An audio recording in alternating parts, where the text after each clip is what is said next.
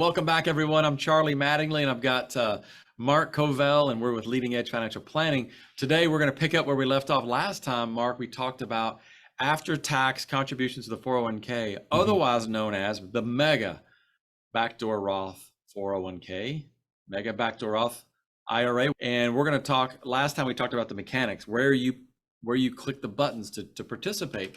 So Mark, let's go there and let's talk about an example of who this might benefit at American or other airlines that might have this option for the after-tax 401k. Sure. Yeah, we went through the mechanics on it, and I think maybe just to make it a little bit more tangible for folks at home, how would this affect a theoretical pilot at American Airlines? Different scenarios might yield different results. So, who's the ideal candidate for someone that was looking at this, Charlie? Great question. And I think it really depends on the income, first of all. But I'm thinking they're going to be mid-level FOs, senior FOs, maybe junior captains, maybe a captain that just doesn't fly as much, because as your income increases, you're going to hit some IRS limitations, and we're going to talk about those. Mark, can you scroll down just a little bit so we can see that after tax?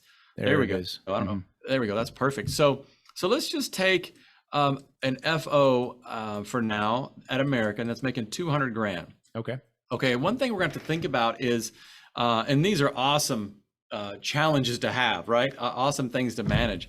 American Airlines is going to put in 16% of your income. And Mark, I'm not very good at my math in public here, so if you can help me out with that. 32 grand. 32,000. Nice.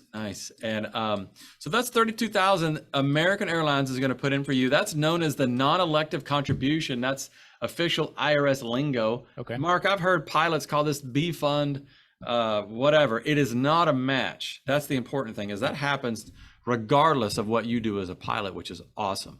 And people that are not in the airline world think this is unbelievable. So you got 32,000. Now there's one limit I want to throw out right away, and that's $61,000. That is the 2022 limit. That's called the 415 excess limit. And that's an IRS. The 415 is the section of the IRS code that describes this. So $61,000. There's a $6,000, $6,500 catch up if you're 50 or over. We're going to kind of ignore that today just for the simplicity of our discussion. So I got 32,000, and now let's say, Mark, that I'm contributing 10% on my own to my 401k. 10% of 200,000, and that's more. That's a little easier math. I think I can do that one. $20,000. Hopefully you can read my chicken scratch. Looks good. So you're under the limit there. Good job. Under the limit. Yeah, I'm 52,000 if I'm correct. Now I know there's a possibility you could get some profit sharing. If you do get profit sharing, that has to be added onto this number. So for this example, we're assuming 0 profit sharing, and 52,000 is the contribution to the 401k between the pilot and American. Okay. Does that all make sense? Am I tracking so far? It does. All right. So now I've got to go, all right, how much room do I have to contribute up to this IRS limit? All right. 9,000. Did I get that right? It looks right. All right. Very cool. So $9,000 is all I can do until I get to that magic number of 61,000. Again, that's the IRS 415 excess limit. Okay. So that says that, man, if I make 200,000 and these assumptions are close or correct, then I've got nine. You know what, Mark, though, let me back up just a second. Sure. They're going to require that you max out your contribution first, which is actually 20,500. Gotcha. So that bucket's got to be full first.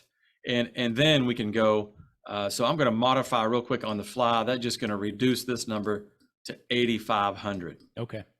Because you can't jump right into the after-tax until you've maxed out your normal 401k contributions. So 8,500 is our new number.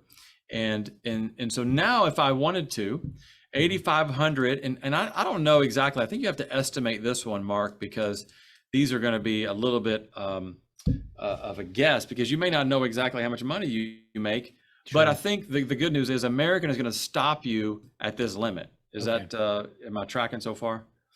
Sounds good. Because American's going to stop us once we've hit the 20,500 for our personal contribution to the 401k. Correct. So they'll That's be right. tracking all these limits. Exactly. You don't have to worry about all that. And if you hit 50, you don't Mhm. have to worry about that either. They will allow more money, $6,500 to go in there too. So you don't have to do anything except maybe increase your 401k contribution percentage, maybe.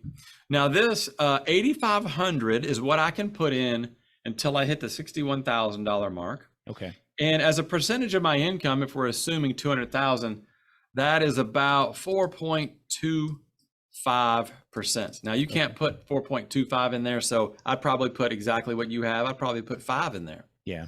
And then again, once they hit 61,000, they'll stop it. Now, that's the number. So you can imagine really quickly that if I'm not making 200, let's say I'm making 300, well, I'm probably, depending on my contribution Hmm. and the 16% from American, I'm probably going to hit the $61,000 limit right away. You know, and I'm not going to go through that math, but Sure. you get the idea. The higher your income is, the more going into your 401k, Mhm. more coming in from your contribution. Of course, it's 20,500 is the limit in this situation. But once I hit 61,000, I'm done. Okay. And that includes profit sharing, the pilot's contributions, and the non-elective contribution from American, 16%. And that's for 50 and under. That's right, Or under 50. under 50. That's right. So let's pretend then that I can do, in fact, hey, I'm one of these persons, 200 grand. Hmm. I'm going to throw in 5% of after tax. Awesome. Now, here's the reason why that's so awesome is because I can convert that money, Mark, right away. Or maybe there's a time limit there. You have to call the Fidelity. The number is right there on your 401k website. But Hmm. call them and say, I want to convert that 5% I just contributed to Roth. Yep. Now, if you're still working and you're under 59 and a half, I believe you have to do a Roth conversion within your 401k, which is great. If you're 59 and a half or over, or you've left the airline, which is not likely, then you can actually do a conversion into your Roth IRA. There's some other moving parts there, but that is the beauty of this after-tax 401k contribution, and it's a phenomenal opportunity, and we encourage people to take care of that if they're in the right circumstances. So this is great for the high savers that are very tax sensitive and are looking to maximize their wealth in the future. Absolutely. Yeah. Maximize their wealth, maximize tax-free income in retirement, which is the holy grail. That's what everybody wants. It's a great strategy to protect against higher tax rates going forward. And again, it's not a deduction right now, but that's okay. We really would, if you're in this income tax bracket, we really would rather have the tax deduction later on in retirement, most likely. Gotcha. Well, that was a great walkthrough of a hypothetical scenario that hopefully for some folks out there can take advantage of this unique after tax mega backdoor Roth Mm-hmm. 401k. The megalodon. Let's just call it the megalodon. There you go. But no, this is great. Thanks for walking us through this example, Charlie. And Yep. we'll look forward to another episode where we can dive Yep. into some other topics relevant for our for folks out there. Okay. Yeah, give us a call, 865-240-2292. Ask for me and Mark. We're happy to go through this with you, anybody on our team, actually. Go to our website. We even have a podcast, Mark, Pilot Money Guys. So go check that out too, and we'd love to communicate more with you. So please reach out, and we'll see you next time.